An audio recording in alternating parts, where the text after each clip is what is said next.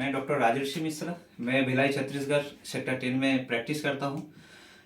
Actually बहुत दिन से मेरा पेशेंट का रिक्वेस्ट आ रहा था, डॉक्टर साहब आप डायबिटीज़ के ऊपर और हाई कोलेस्ट्रॉल लेवल के ऊपर कुछ डाइट प्लान का आप बताइए। तो बहुत सारी पेशेंट की कंटिन्यू रिक्वेस्ट आने के कारण आज ये वीडियो मैं बना रहा हूँ।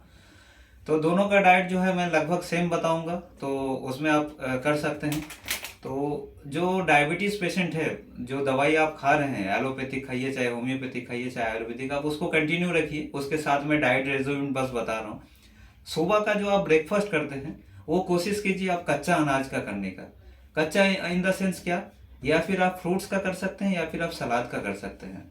तो फ्रूट्स में जैसा जनरली फ्रूट्स बोलने से लोग डर जाते हैं, जो मीठा रहता है, मीठापन रहता है, शुगर में फ्रूट्स नहीं खाना चाहिए। तो बिल्कुल भी ऐसा डरने वाली बात नहीं है, क्योंकि शुगर, फ्रूट्स की जो शुगर होता है उसमें फ्रुक्टोज होता है, तो उसमें कोई प्रॉब्लम नहीं है। आप बॉडी वेट का 10% करके आप खा सकते हैं। जैसे आपकी बॉडी वेट 50 किलो है तो आप 500 ग्राम, अगर आपकी बॉडी वेट 60 है तो 600 ग्राम। तो ऐसा आप सुबह 7 बजे से 12 बजे तक आप इसको ले सकते हैं। दोपहर का जो खाना खाएंगे उसमें आप कोशिश ये करेंगे आटा और चावल, जो कार्बोहाइड्रेट डाइट है उसको कम से कम लेने के लिए। तो ज़्यादा से ज़्यादा मात्रा आपको पेट भरने के लिए क्या करना पड़ेगा, ज़्यादा से ज़्यादा मात्रा का आपको सलाद, कच्चा आइटम को खाना पड़ेगा। जैसे कि खीरा, टमाटर, मूली, बीट, गाजर, इसको आप आधा खा लिए, कम से कम 50% खा लिए। 50% के बाद जितना आपके पेट में जगह रहता है तो आप रोटी, चावल ये सब खा सकते हैं। लेकिन दोनों एक साथ खाना मेरे हिसाब से ठीक नहीं है। आप या फिर रोटी खाइए या फिर चावल खाइए, और ग्रीन वेजिटेबल की क्वांटिटी इतना ज़्यादा ले लीजिए जो रोटी और आपकी चावल है उसके क्वांटिटी आपको कम लेना पड़े।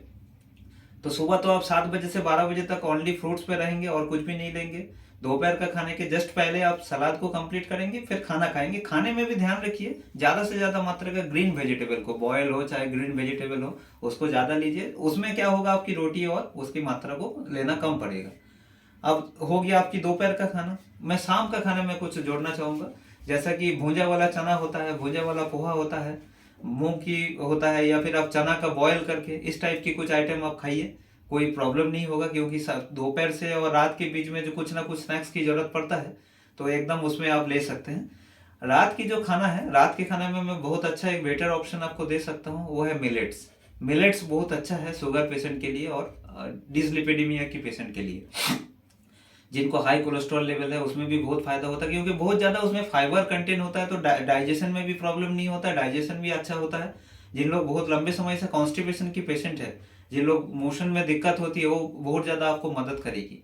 उसमें कोदो मिलेट्स आप ले सकते हैं। कोदो मिलेट्स को बनाने का तरीका मैं छोटा सा बता देता हूँ। जैसा कोई भी जगह में आप पानी ले लीजिए, 4-5 टाइप की सब्जी डाल दीजिए उसमें।